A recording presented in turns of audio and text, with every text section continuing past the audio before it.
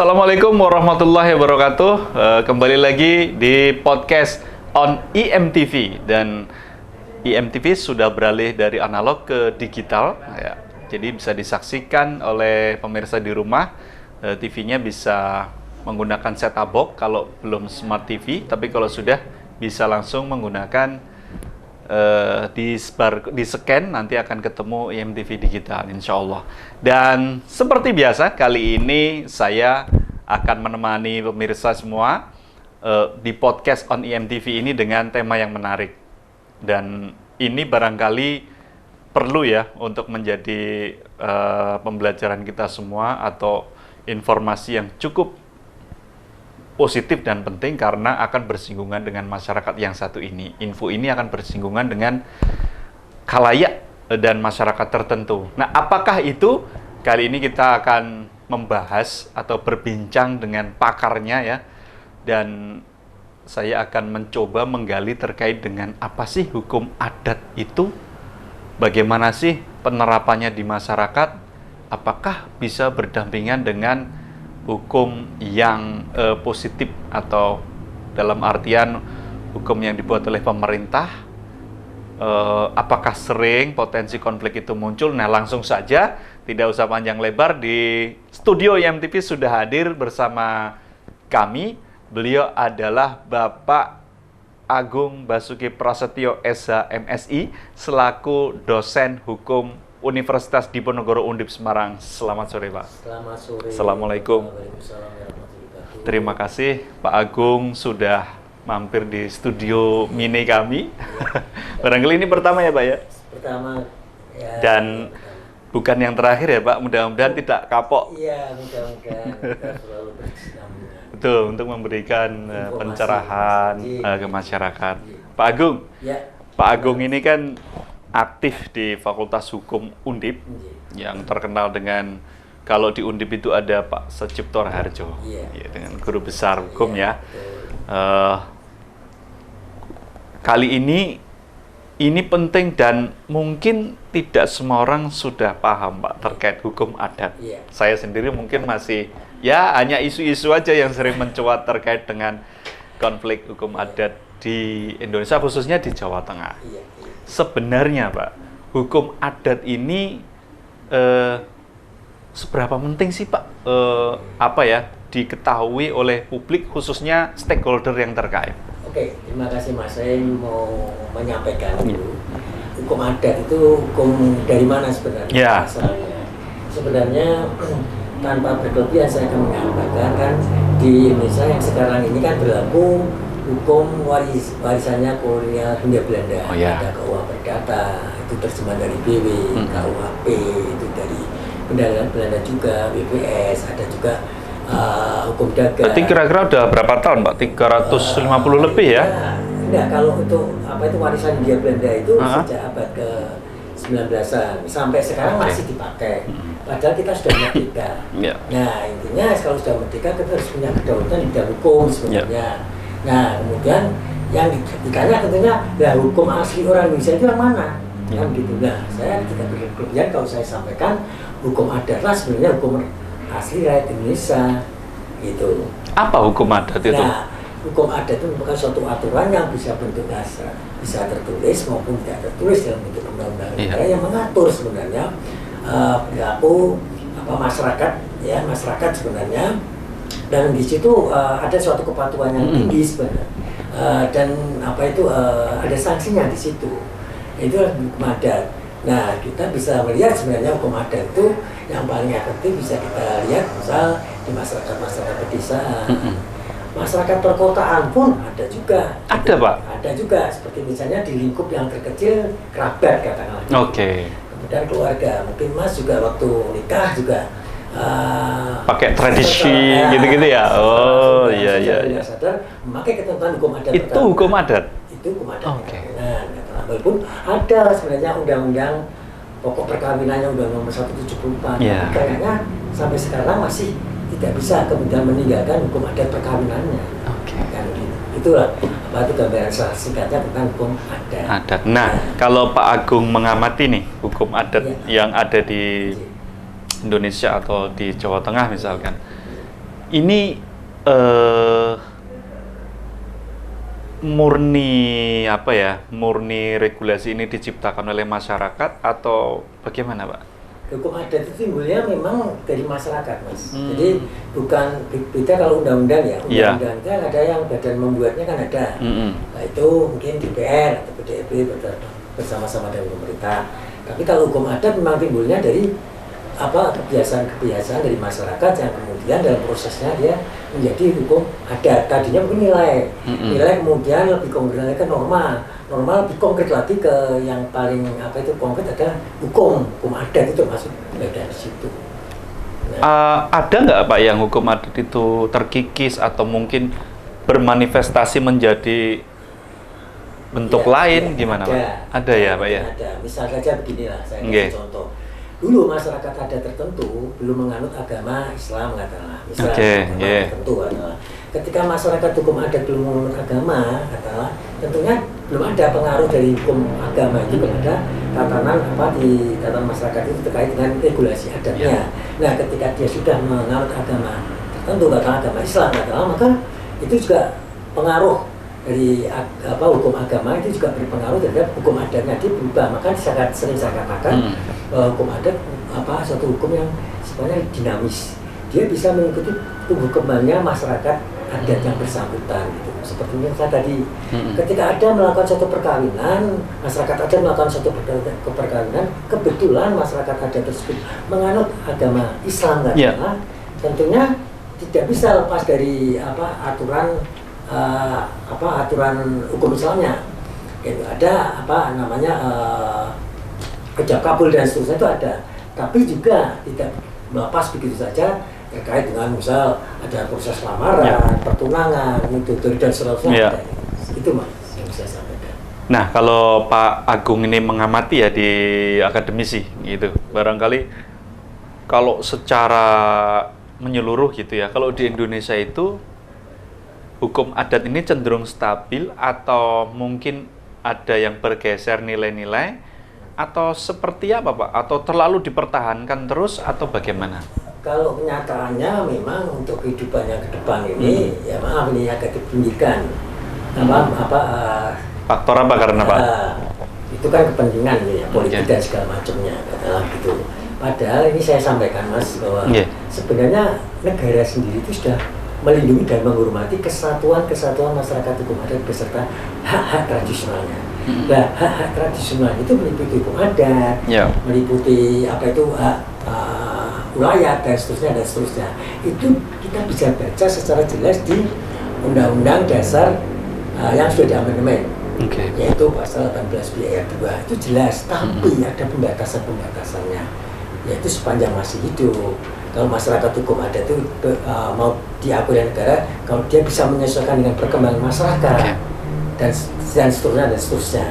Ini yang menyebabkan masyarakat hukum adat ini yang saya katakan dengan regulasi itu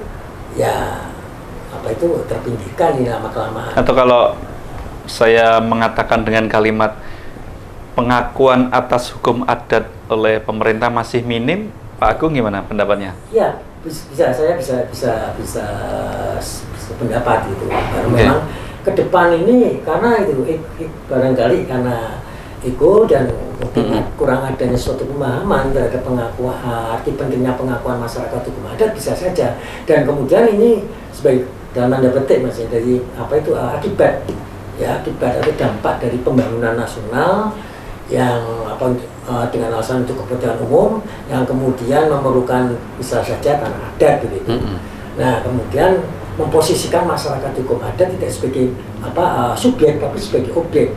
Beda ini kalau sebagai subjek tentunya masyarakat hukum adat dari awal rencana membuat suatu kebijakan itu sudah dilibatkan. Tapi yang di lapangan ini seringkali tidak. Ya, artinya yang dilibatkan mungkin yang dianggap orang-orang yang tertentu saja. Maka kadangkala kita jumpai di pemberitaan berpotensi muncul konflik karena itu Pak? Bisa terjadi karena itu pemahaman itu atau menghargainya masih setengah atau mungkin terlalu kepentingan itu terlalu kuat dan merasa bahwa kurang menganggap hukum masyarakat adat itu. Kalau dari perspektif konstitusi hukum positif misalkan ya, itu seberapa besar sih Pak hukum adat itu mendapat tempat saat ini? Ya. Seperti tadi saya sudah sampaikan terkait dengan pengakuan ada di dalam konstitusi yaitu pasal 19 ayat 2. Dalam prakteknya gimana dalam Pak? Prakteknya kita belum sampai prakteknya Mas. Formulasi atau yang tercantum ya di situ aja kadang-kadang membuat masyarakat hukum atau pengamat masyarakat hukum termasuk saya ini juga sudah menilai bahwa ini sangat politis sekali. Seperti misalnya saya bacakan sekali lagi bahwa negara mengakui dan menghormati kesatuan masyarakat hukum adat beserta hak-hak tradisionalnya. Ya, tapi ada pembatasannya sepanjang masih hidup. Ketika kita mengatakan sepanjang masih hidup, siapa yang berhak badan mana yang berkompeten untuk mengatakan ini masih hidup atau tidak, kan gitu. Kemudian yang kedua harus sesuai dengan perkembangan masyarakat. Dan saya tanya sekarang, kalau masyarakat hukum adat yang sudah punya pola kehidupannya sendiri, yang dia berkembang juga sesuai dengan yang dia lakukan ini, kalau harus dipaksa-paksa sesuai dengan perkembangan masyarakat yang mana? Apakah masyarakat yang menguasai iptek? Kalau masyarakat hukum adat dengan pola hidup sendiri yang sudah berpuluh-puluh tahun, kemudian harus dipaksa untuk menyesuaikan dengan perkembangan yang menguasai iptek katakanlah, ya tentunya kesulitan ini. Karena mereka mempunyai pola sendiri. Hidup sederhana itu hal yang luar biasa, sudah cukup. Ya kalau kita lihat di Baduy misalnya, masih melakukan itu. Apa ya Pak ya?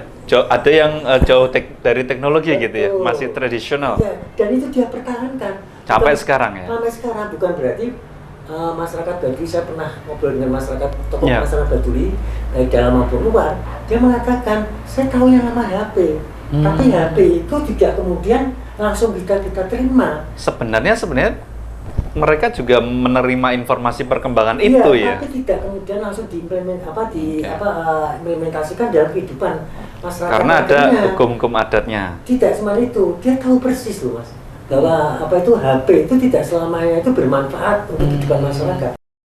Banyak masyarakat perkotaan, misal mahasiswa yang menggunakan HP, ternyata juga banyak konten-konten yang tidak seharusnya dilihat, kemudian ada pembunuhan dan semacamnya itu. Ya, itu filter yang luar biasa itu yang lebih dipunyai oleh masyarakat hukum adat. Ya, kemudian masyarakat hukum seperti Baduy itu dia tetap lebih mempertahankan kearifan lokal. Ya, itu. Misal dalam pertanian, saya kasih contoh, dalam dia bercocok tanam, dia kenapa tidak menggunakan traktor? Bukan berarti dia tidak tahu traktor itu lebih produktif kan? Tapi dia bisa melihat dengan adanya traktor, di situ ada solar dan segala macam, itu bisa mempengaruhi kualitas tanah. Efek ini ya Pak ya terhadap lingkungan. Nah, satu itu, kemudian kualitas padinya nanti tidak organik lagi. Ada bahan kimia dan lain-lain. Di situ. Nah ini sebenarnya kearifan lokal itu masih betul-betul dijaga oleh masyarakat hukum adat. Jadi sebenarnya kita harusnya belajar pada masyarakat hukum adat. Itu kalau bersanding hari ini dengan globalisasi, dengan perkembangan media sosial, itu seperti apa Pak posisinya nanti Pak? Ya kita sebenarnya saling menghormati aja. Sebenarnya ya, kita saling menghormati, kita harus mengakui dan memaksakan. Kalau masyarakat hukum adat, saya yakin tidak pernah memaksakan kepada masyarakat yang mengatakan modern. Tapi justru masyarakat yang merasa modern, punya ilmu pengetahuan tinggi, dengan teknologi yang luar biasa, dia memaksakan pada masyarakat hukum adat. Sekarang saya ingin menyampaikan, ketika memelihara hutan adat Mas, ya tentunya nggak mungkin masyarakat hukum adat mau nebang seenak-enaknya. Ketika dia menebang satu pohon, dia bertanggung jawab terhadap harus tanam pohon. Ada semacam denda dalam tanda petik gitu Pak? Ada semacam itu, sanksi adat mungkin ada, pelanggaran-pelanggaran itu diterapkan betul. Tapi warga masyarakat hukum adat tentunya di situ akan lebih tahu bahwa bagaimana sih kita berbuat. Nah, ketika kita bisa melihat berita banyak hutan yang gundul itu dengan kerakusannya. Masyarakat tertentu atau orang tertentu atau pihak tertentu dengan industrialisasinya gitu ya. Padahal itu tidak dipikirkan dampak lingkungannya, terus ekosistemnya bagaimana, keseimbangan gimana. Nggak ada.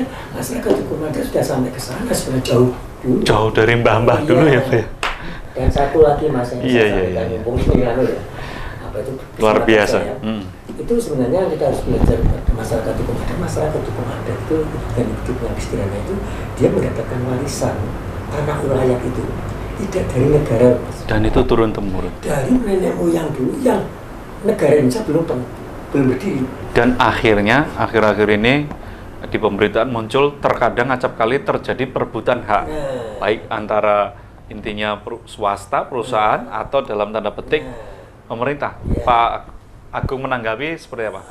Ini yang harus Kalau terjadi perebutan hak itu masyarakat adat dengan ini. Kalau saya menyatakan bahwa itu sebenarnya nggak terjadi begitu, asal saling ada aturan yang jelas dan aturan itu juga tidak menguntungkan salah satu pihak atau merugikan salah satu pihak. Pak Agung pernah mengamati kasus per kasus gitu, Pak? Misalnya, Pak, misalnya gitu, misalkan secara umum aja. Ya, kalau kita lihat di sedulur sikap ya. Iya. Sedulur sikap yang ada di Jateng itu kan orang Masyarakat adat ya. Ya, Samin nggak tahu Samin, ya. sebenarnya dia lebih suka disebut sebagai sedulur sikap ya. Ya. Nah, sedulur sikap itu ketika mempertahankan hak adatnya termasuk Bukit Kendeng. Iya. Bukit Kendeng itu kan satu-satunya wilayah yang dia jaga untuk kelestarian dalam tatanan kehidupan masyarakatnya. Ketika ada pihak pemerintah katakanlah, mungkin ada investor masuk, kemudian menginginkan Bukit Kendeng itu akan dieksploitasi untuk ada pabrik kalau nggak salah itu pabrik semen atau apa itu untuk tentang pembangunan bla bla. Ini terjadi suatu konflik terus menerus dan sampai sekarang pun mungkin yang saya amati belum clear betul. Padahal memang di regulasi memang ada itu AMDAL kan gitu. Yeah. AMDAL itu kan macam-macam, Mas. Saya tidak menganalisa dampak lingkungan. Mungkin AMDAL yang dibuat di perguruan tinggi A katakanlah, saya tidak menyebutkan ya, karena saya tahu dengan perguruan tinggi yang B mungkin berbeda hasilnya. Bisa berbeda? Ya, bisa. A mengatakan tidak ada masalah. Nah, B mengatakan tidak masalah. Ini padahal sama-sama perguruan tinggi. Ya. Kan begitu. Itu parameternya atau apa, Pak, yang menyebabkan? Ya, bisa ya. Barangkali bisa secara itu, ilmiahnya.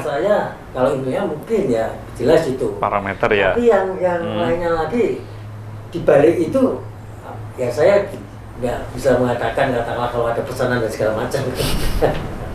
Itu Mas, kalau bisa saya sampaikan. Ya, mungkin di Indonesia ini ya dengan 34 provinsi yang bertambah dengan adanya di Papua beberapa provinsi, mungkin masing-masing provinsi memiliki hukum adat sendiri-sendiri ya Pak ya. Betul. Nah, dengan apa ya, dengan artinya skup yang cukup besar begitu, apakah ada langkah pemerintah misalkan mengakomodir, misalkan dulunya tidak ada di undang-undang atau kitab undang-undang, mengajukan misalkan semacam RUU lagi gitu, dengan memasukkan atau menyerap hukum adat, itu sudah pernah dilakukan atau belum, Pak? Ya, RUU undang-undang hukum adat misalkan. Ada itu ya, ada RUU kalau misalnya pengakuan masyarakat hukum adat itu. Ya. Ya sebenarnya ke depan memang harusnya ada. Saya memang ya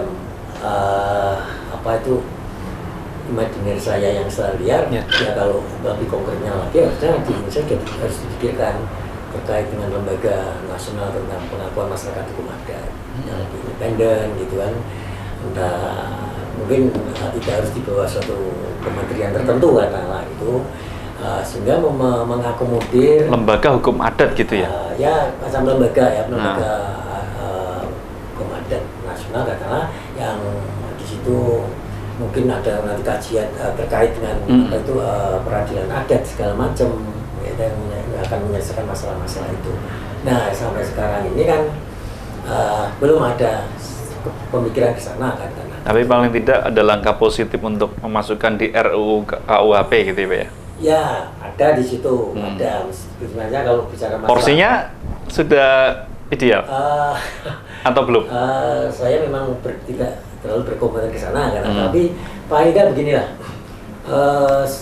yang sering saya sampaikan bahwa tentang kejahatan, untuk kejahatan itu yang di KUHP, yaitu peninggalan Hindia Belanda itu kan di Jupan Statra itu kan tidak menyentuh sampai misal kejahatan tentang santet, kan gitu kan. Nah kejahatan tentang santet itu adanya di mungkin masyarakat yang di Indonesia gitu. Nah inilah sebenarnya yang perlu diakomodir juga di situ. Misal satu contohnya. Ya. Nah, itu. Jadi sekali lagi bahwa terkait dengan peraturan perundang-undangan itu juga harusnya lebih mengakomodir hukum rakyat Indonesia asli, ya kan? Gitu. Ya. Kan saya katakan bahwa hukum adat itu seperti mungkin di depan saya sudah menyatakan bahwa hukum adat itu merupakan diakui nggak diakui sebagai hukum rakyat Indonesia asli sebenarnya. Iya. Kita mau gali atau tidak tergantung kemauan dan Ya, tadi Pak Agung juga menyampaikan terkait positifnya kearifan lokal hukum adat di Baduy gitu. Iya. Mungkin dari Pak Agung berkecimpung concern di bidang hukum adat ini barangkali ada nilai-nilai hukum adat lain yang mungkin positif Pak. Mungkin Pak Agung pernah mengamati hukum adat di daerah mana gitu? Saya pernah berkunjung di masyarakat suku Naga Di mana Pak itu Pak? di daerah Garut Taksim, Jawa Barat. Jawa Barat. Oke. Ya, jadi beda dengan Baduy. Kalau Baduy Yeah. maksudnya ke Banten ya? Banten, ya. Oke. Ini yang di Jawa Barat itu ada berapa puluh tahun lalu saya di sana bersama mahasiswa saya, dan kebetulan itu ada struktur yang luar biasa, ada struktur masyarakat yang luar biasa, tatanan yang luar biasa.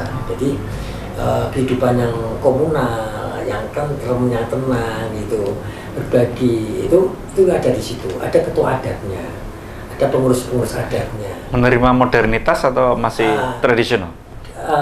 Lebih banyak tradisionalnya, tapi Oke. tidak kemudian Mengabaikan modernitas. Ya, tapi Oke. dilihat dia sebagai filter juga. Dia Oke. tidak kemudian semuanya Diterima. semua, Oke. ya. Ini akan membawa dampak positif atau negatif. Itu dia juga memfilternya dengan bijak gitu. Karena dia mempertahankan kearifan lokal yang supaya dia masyarakat hukum adat tetap berlangsung, ya, tetap eksis kan dalam itu. Kalau Pak Agung mengamati apakah hukum adat ini ya kalau mau agak bergeser sedikit ke luar negeri itu ada nggak sih di luar negeri yang masyarakat adat luar negeri? Mungkin ada suku Indian, Ya, mirip-mirip gitu Pak ya? Itu kan ada setiap Negara mesti punya Pak ya? Secara sepintas saja lah. Oke. Sekolahnya ke sini. Itu ada Mas. Seperti misalnya kalau di Jepang, gitu kan. Ada etnis gitu ya Pak ya? Contoh aja yang paling mudah. Sampai sekarang tulisan kanji Jepang kan tetap dipertahankan kan. Nah, coba kita di Indonesia coba. Mungkin kata-kata pasar raya aja sudah diganti sama mall, kan gitu. Nah, kemudian kita baru melihat ada tulisan aksara Jawa itu di Jogja. Untuk nama-nama jalan. Jalan. Ya. Di Semarang nggak ada kan? Apa ada? Ada mungkin nggak banyak kali Pak ya. Saya kira kok Kurang ya? Ya, karena dia itu mempertahankan Di Jogja ya? Di Jogja. Ya, apalagi di yang lain-lain tempat itu. Kayaknya lebih rata kita suka itu tadi menggunakan istilah-istilah asing gitu. Nah, seperti misalnya satu lagi yang saya sampaikan, sering yang saya sampaikan juga. Suatu lembaga sebenarnya penyelesaian di luar pengadilan. Ya. Tapi suka di kalangan akademisi, mahasiswa maupun dosen itu semua mengatakan dan istilah arbitration. Arbitration kan besok ini kan itu penyelesaian di luar pengadilan. Betul. Kenapa tidak menggunakan penyelesaian secara musyawarah? Sebenarnya ini Pak ya. Kan lebih, Intinya sama ya? Sama, musyawarah kan tidak di luar itu kan. Ya padahal saya masih bangga MPR tidak dirubah, Majelis Permusyawaratan Rakyat, ya kan gitu. Bukan majelis arbitrase. Itu tadi, jadi musyawarah kan, itu lembaga yang memusyawarahkan ya, untuk mencapai suatu mufakat. Sebenarnya kita punya itu yang saya sampaikan Mas. Gitu. Ya, mungkin satu lagi Pak sebelum kita closing, barangkali supaya ini Pak ya, supaya ini kan ada entitas masyarakat hukum adat, ada entitas hukum yang ya sebetulnya hukum positif negara, konstitusi Indonesia, konstitusi pemerintah lembaga negara, yang dua produk ini sebenarnya sama-sama lahir dari rakyat, cuma bedanya dari lembaga yang terlegislasi dengan hukum adat yang karena pengakuan masyarakat itu, kira-kira begitu ya Pak ya. Nah, bagaimana menurut Pak Agung supaya kedepannya tidak ada atau paling tidak meminimalisir atau syukur-syukur tidak ada terjadi konflik yang akhirnya melibatkan masyarakat adat yang menggunakan hukum adat dengan mungkin masyarakat dalam umum skala umum modern yang menggunakan modernisasi, menggunakan karena harus industrialisasi dan lain sebagainya, seperti apa Pak? Monggo Pak. Ya. Baik, jadi gini, kalau terkait dengan hal itu, bahwa yang pertama Mas, harus ada niatan baik dari via pengambil kebijakan pemerintah gitu, supaya betul-betul mengakui secara tulus ikhlas itu terkait dengan keberadaan hukum adat gitu. Yang kedua, ketika pemerintah atau DPR akan membuat atau merancang undang-undang, ya juga harus memikirkan bagaimana mengakomodir nilai-nilai asli bangsa Indonesia termasuk hukum adat. Nah, saya ingin sampaikan, saya ketika membaca di Undang-Undang Pokok Kekuasaan dan Kehakiman, saya agak-agak, karena Undang-Undang Pokok Kekuasaan dan Kehakiman, yaitu Undang-Undang Nomor 48 tahun 2009 itu di pasal 5 ayat 1 disampaikan di situ yang kurang lebihnya bahwa hakim dan hakim konstitusi itu wajib menggali, mengikuti, memahami nilai-nilai rasa keadilan masyarakat. Itu kan dalam hukum adat. Kemudian di dalam pasal 50 ayat 1-nya di dalam Undang-Undang Pokok Kekuasaan dan Kehakiman tadi disampaikan di situ ketika hakim akan mengadili atau memberikan suatu putusan, dia harus memperhatikan baik hukum yang tertulis maupun tidak tertulis sebenarnya.